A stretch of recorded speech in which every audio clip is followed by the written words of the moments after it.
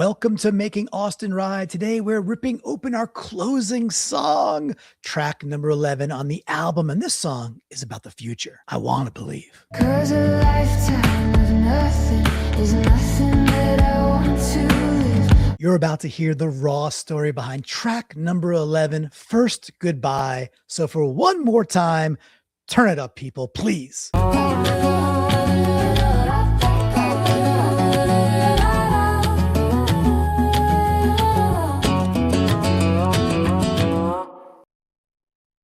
Hi, everyone. Clinton Bonner here, and welcome back to Making Austin Rye, where I've released, sad, a full rock album, 11 tracks in total, with the creative help of AI. As you know by now, the songs are all real and written by really real people, initially recorded by real people, and now performed by our AI rocker, Austin Rye. If you're new here, it's not too late. You've just begun. At the end, it's okay. Why not? And that's good news for you because all 11 tracks and the Making Austin Rye videos, the whole series, well, they're all out now. So hit subscribe, like, turn on those notifications because I might be doing more songs in the future. We'll see how this all goes. And at the very end of our final track today, it's kind of a hint that I think Austin Rye has more to give. So stay tuned for that, but hit that subscribe. So today's track is track number 11, First Goodbye. And what better way to describe it than to ask AI? This is what Grok had to say about this honest track. First Goodbye is a resolute, cathartic pop rock anthem of quiet awakening,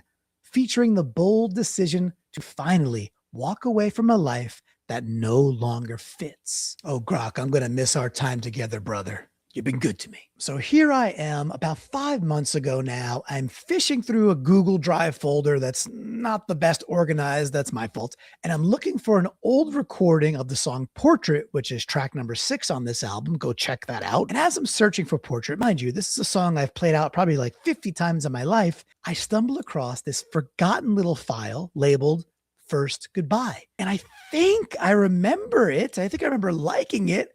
And I see it's a raw file with only 42-second clips. So I'm like, okay, let's hear what this is about because I think I remember liking this. So I press play on this 42-second kind of snippet, and there's this mumbly, kind of nondescript verse, but it's got this real promising melody.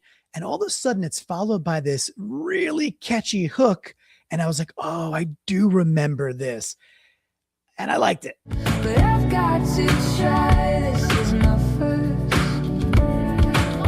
goodbye.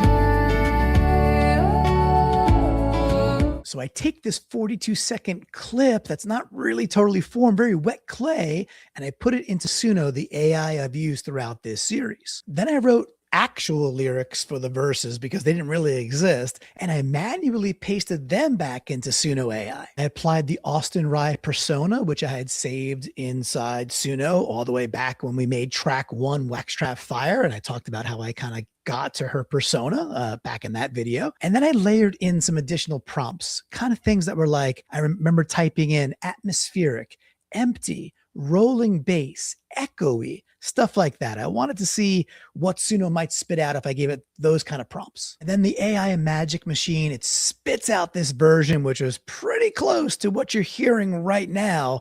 I did some more production for sure. I'm going to talk about that in a second, but I was like, ooh, this is pretty good already. Listen to this. And it's a total collapse. The broken hearts, the broken glass. And it was pretty good, but it was still missing something. So I asked Suno to add some high register piano. And I must have made like 8 separate versions of this song with varying degrees of that weirdness dial that you can manipulate in Suno. And almost every AI attempt it delivered was like really good, but not fully together good. There was like elements of each thing. Each prompt was creating these new like bits of magic, but there was not one track where I was like, oh, that sounds awesome just as it's coming out of the machine.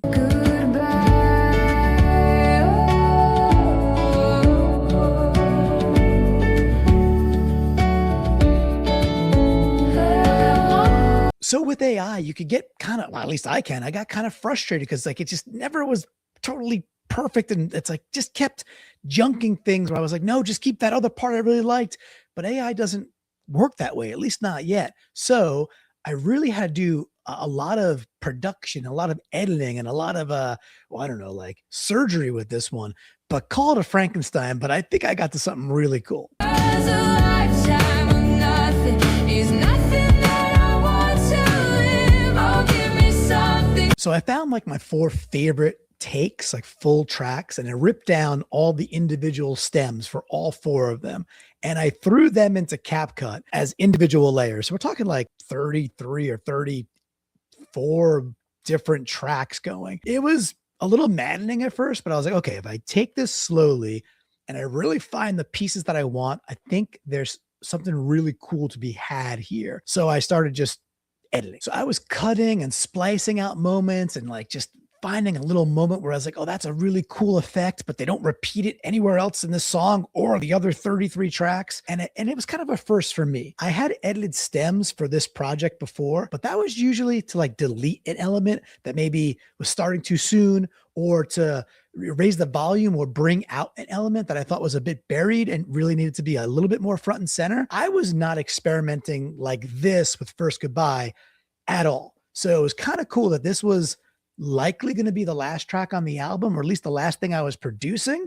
And it was the most experimentation I had throughout the entire series. So no doubt this song took me the longest and the most time to produce for sure.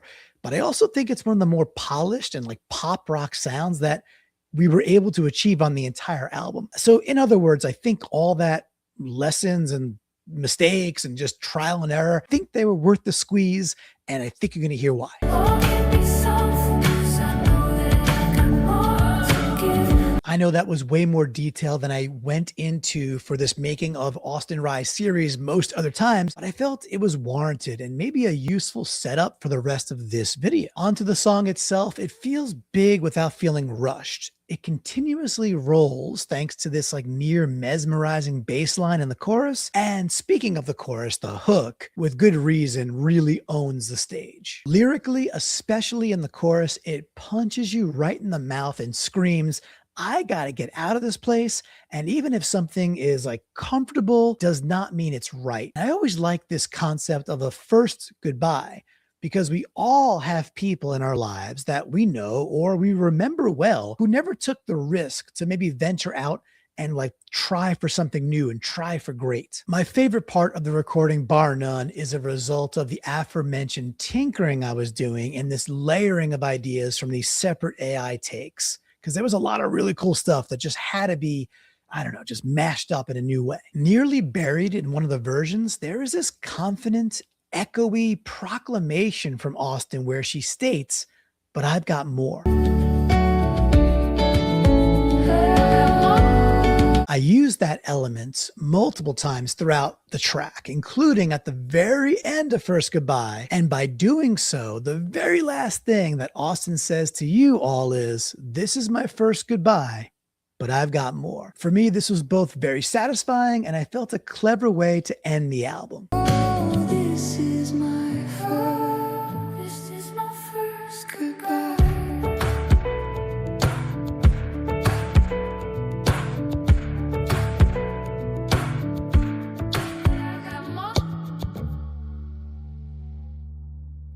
Well, that is the full story behind track number 11, First Goodbye, off of Austin Rye's debut album, Love Like Blind. Go listen to the full song right now. You know by now, it is the link in the description. It is the pinned comment. It's going to be on stage screen right about here.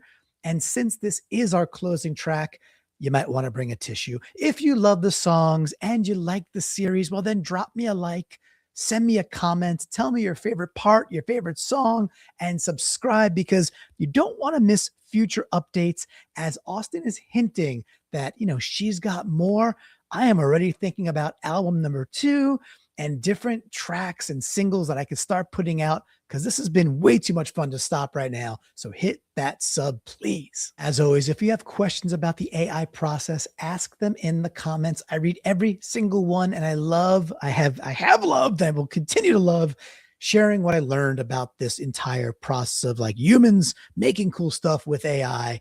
It's been a fun trip. This is where I usually say I'll see you next week for our next track release, but we're done. This album is done. If you've been a part of this music adventure from the opening track, Wax Trapped Fire, or if you joined somewhere in the middle, let's say track number 6, or this is actually the first time you came across Austin Rye and her album, I just want to say thank you.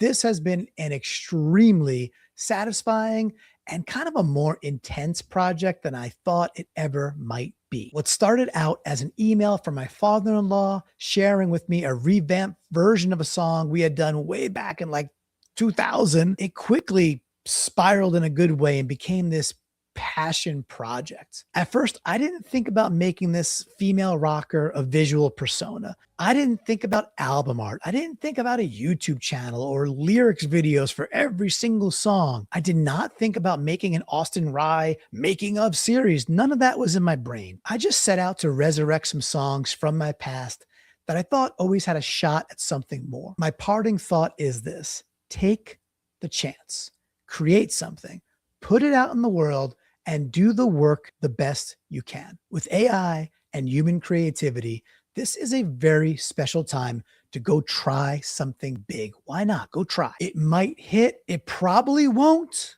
but you will learn. You will absolutely learn.